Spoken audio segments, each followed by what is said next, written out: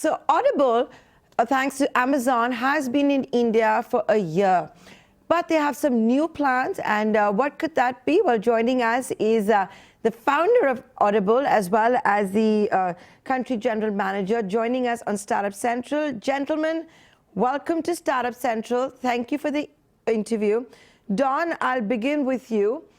This new version, something that you guys are launching, it's called Audible Suno. I believe a lot of Indian celebrities are going to be having some products and offerings on this. What is it about? What do you think of India? Did you ever think that Audible would make the kind of waves it has? Well, first of all, I love nothing more than coming back to India. It's just one of my favorite places to be, and a culture and a creative society that I've honored for many, many years. So it was a great honor to be here 13 months ago and launch an Audible premium service with Shailesh and the amazing team focusing on India. And it's become very successful, and people have access to hundreds of thousands of pieces of content, and it's very much like the successful content around the world that's allowed Audible to deliver 3.5 billion hours of paid programming to our customers around the world, to have so many millions of people listening now, to get 2 hours per day on average when our customers listen.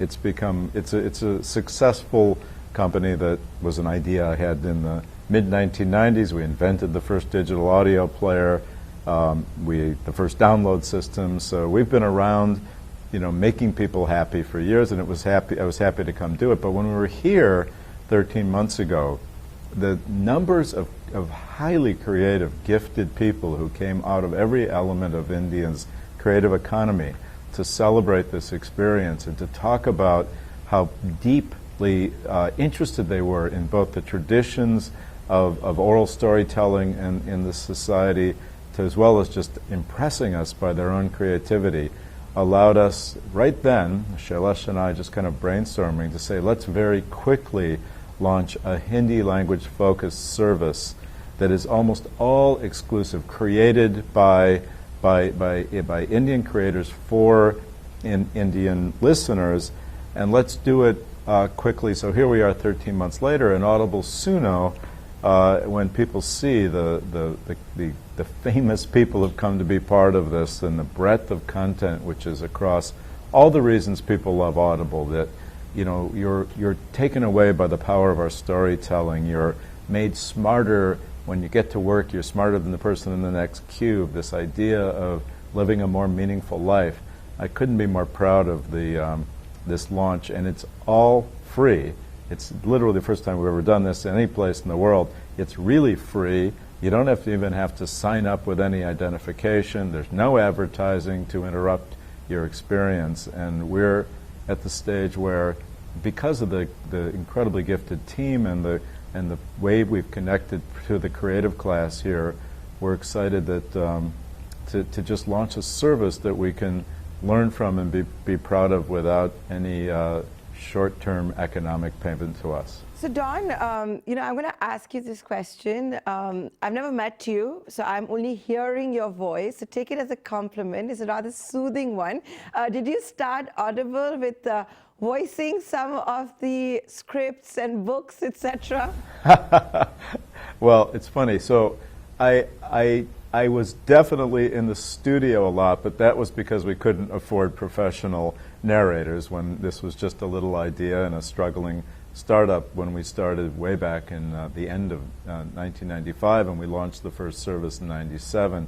I was a writer for 20 years. I was actually one of these people who made a living through my writing. I was one of the original Rolling Stone magazine writers. I was based in London, and I spent my time writing books and articles. So one of the reasons we're so focused on connecting directly to professional creators was that was the life I lived. I raised a family living by my wits. I knew how hard it is to be a professional creative, in modern society. So it allowed me to see both sides of the coin, but it also so yeah, I would get dragged into the studios, but happily, one of the great stories for Audible is that I was replaced by people like Kate Winslet and Colin Firth and Nicole Kidman and Dustin Hoffman and all the great actors, and now the amazing actors, and maybe Shailesh can talk to you about, who are going to be part of our Audible Suno, who have much better voices than mine. But I appreciate the compliment, and I'll definitely tell my family you said that. Yeah, and I guess you could also afford voice artists maybe when you were starting out. I believe they're not so cheap anymore, as we've seen podcasts and audiobooks become popular. So Shailesh, I'm going to come to you. You've had Dawn announce that there's going to be no advertising. It's absolutely free. There is no catch either. But is he still, and the rest of the global team, going to expect you to increase the bottom line even as the top line goes up? Because that's certainly going to be a challenge, and you've got A-list celebrities who are going to be on Audible Suno. How are you going to do all this? Yeah, I think like Dawn indicated, right? And I think the why this is such an interesting and fun project for us, and really a pursuit for us, is, Dawn's kept us really focused on, let's get the inputs, let's get people engaging with the service, and the monetization and the business model will prove itself over time and establish itself over time. But I think there's a whole lot of value that Audible can get globally, both from one, in terms of how consumers are interacting and listening to this service, but also how creatives are taking to the medium and creating content for the medium. I mean, this is a first. In many ways, Audible has done this and created short-form programming in other markets, but to truly work at this level with the breadth of the creative community that we are, and to offer it for free, aimed at appealing to a really broad and wide cross-section of the society by way of catering and providing content in different genres, is actually going to be an amazing learning experience. But Shailesh, if you're going to provide stories that are told by the likes of Amitabh Bachchan himself and all of these people, were you, Dawn, the rest of the team at Audible and Amazon able to convince these celebrities to voice the stories for free? Well, they're not voicing it for free, but I think if you have to look at how talent is drawn to this, right, and really why the team here has been able to reach out to them and get them to be interested in doing this, is for a number of reasons, right? So if you hear and if you see some of the comments, and an example from Veerdas really is, how much they rely on physical appearance and visuals to be able to communicate, and how this has been such a really cool creative puzzle for them to create content and actually get the comedy straight from their mouth to the ear. This has been really interesting, right? And I do want to say that, look, that if you get to the truly primarily creative people, not to the people in the business of creativity, they tend to want, more than anything, to push their own creative limits, to be tested beyond what the public thinks they're good at, and then to take that to a level where they're heard and seen at tremendously high levels. Most people who are highly creative, if they had to choose between what they get paid and how creative and creatively appreciated they are, they wouldn't be in the creative world if it wasn't the latter. This idea that they could just to go into new realms. I mean, in the States, we have all sorts of creators who want to be in independent films, that want to cross over. We were talking today about the South Park, the genius level television creators. When they went and created a play on Broadway called Book of Mormon, they completely redefined the voice of Broadway. They took their franchise into a new area, and they'll be remembered for that more than creating another television show. So I just think if you think through the mind of the professional creative, moving into this world of spoken audio where there's people all over the world who aren't seeing their content but actually hearing it at a profoundly emotional and important level, that's really what a lot of people like about the creative life. So, it's a trend that you started. It was an idea that you championed.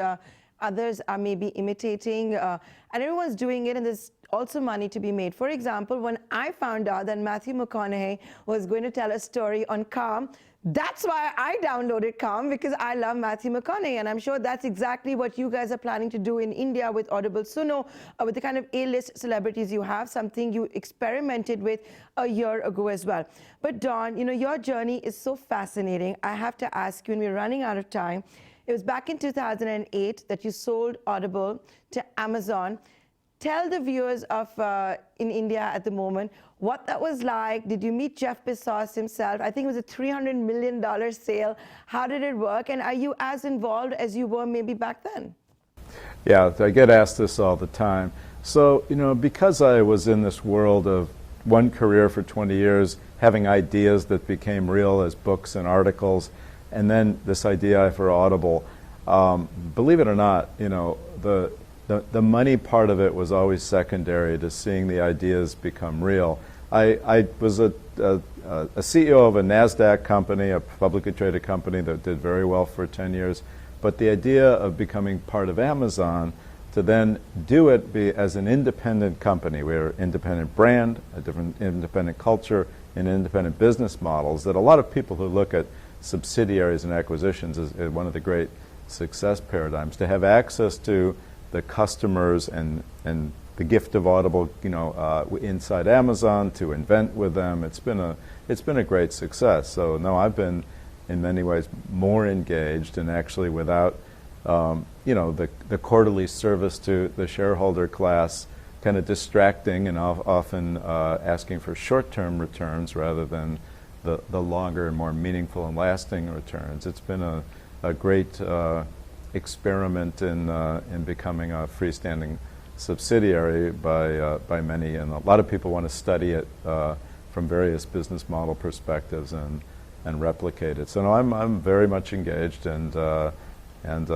more excited by the day. But that's because I get to work with such incredibly creative people, and we just continue to invent before they ask. It's just one of our core principles. So you're one of those founders who sold out, made a lot of money, and gets to stay as involved. I think that's one of the best things while talking to you, and one of the big takeaways, because a lot of the founders end up exiting after a sellout.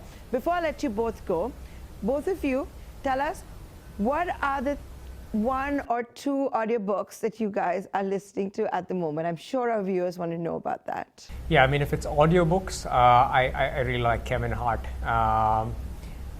You know, it's a memoir on audiobook, on Audible. That's the one that I really like. Don, you? Yeah, so I'm both listening to an amazing biography of a great entrepreneur named Patrick McGovern, who started IDG, who's one of the forgotten people who actually defined the concept of IT and CIO and stuff. And then I'm also listening to an Audible original from the States called 64th Man, which stars John Cena, who's the great you know, wrestler, but who's actually a great kind of actor, and it's one of our better completely scripted end-to-end long-form originals, and it's a really fun listen. Okay, with that, gentlemen, thank you so much for joining us here on ET Now. We're out of time, and here's to more listening on Audible. Thank you so much. Thank you very much, Venti. Bye-bye. Bye.